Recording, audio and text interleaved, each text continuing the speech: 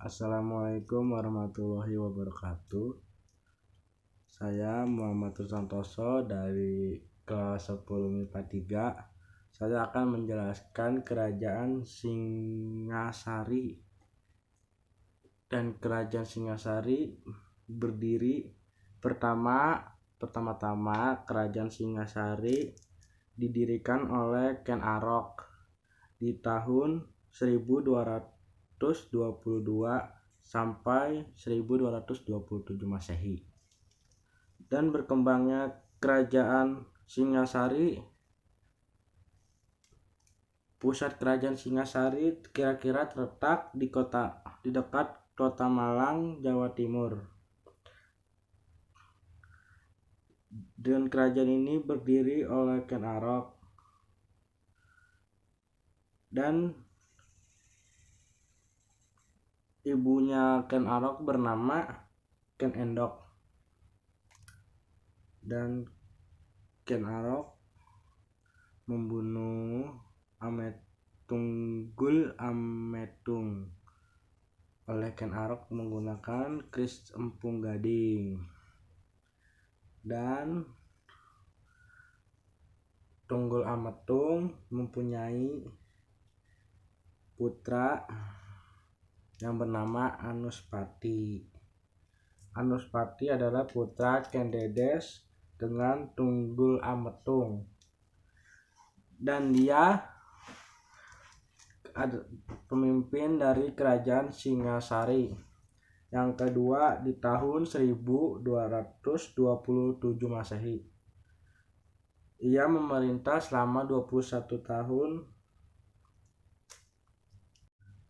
Berapa tahun lambatnya berita tentang pembunuhan Ken Arok sampai pula kepada Tojoyo. Di sini Tojoyo ingin membalas dendamnya, ingin membunuh Anuspati. Dan nggak berapa lama itu Anuspati sudah meninggal dan dicandikan di dekat Candi Kidal dekat kota Malang. Anuspati meninggalkan seorang putra bernama Ronggowuni. Kerajaan Singasari dipimpin yang keempat oleh Ronggowuni di tahun 1248 Masehi sampai 1268 Masehi. Ronggowuni ini bergelar sebagai Srijaya Wisnuwardana dan ia didampingi oleh Mahesa Cempaka yang bergelar sebagai Narasimhamurti.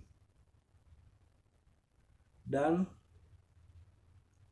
di tahun 1254 Masehi, Wisnuwardana juga mengangkat putranya yang bernama Kertanegara sebagai raja muda.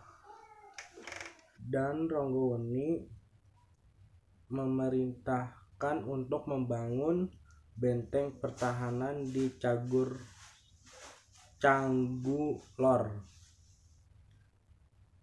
Di tahun 1268 Masehi, Ronggowuni meninggal dunia dan dicandikan di dua tempat, yaitu sebagai Siwa di Waleri dan sebagai Buddha Amogapasa di Cacagu. Dan juga tokoh satria yang selalu diikuti dengan punakawan tak lama Mahesa Cempaka pun meninggal dunia. Ia dicandikan di Kumeper dan Wudi Kucir. Kerajaan Singasari Yang kelima dipimpin oleh Kertanegara pada tahun 1268 Masehi sampai 1292 Masehi. Dan Kertanegara menggantikan Ranggawuni dan ia bergelar sebagai Sri Maharaja Diraja Sri Kartanegara.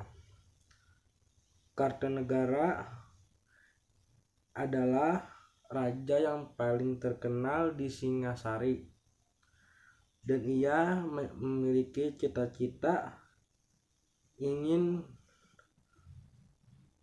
sekali kerajaan Singasari menjadi kerajaan yang besar. Luasan daerah Singasari. Kartanegara menginginkan wilayah Singasari hingga meliputi seluruh Indonesia Nusantara, dan di daerah berhasil ditaklukkan misalnya Bali, Kalimantan Barat Daya, Maluku, Sunda, Pahang. Dan di luar Jawa yang merupakan pelaksanaan politik luar negeri bertujuan untuk mengimbangi pengaruh dari Cina.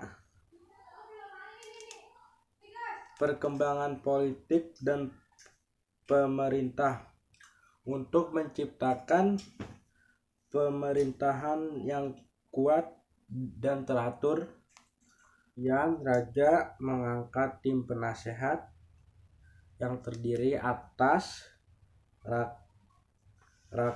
Rian Ihiono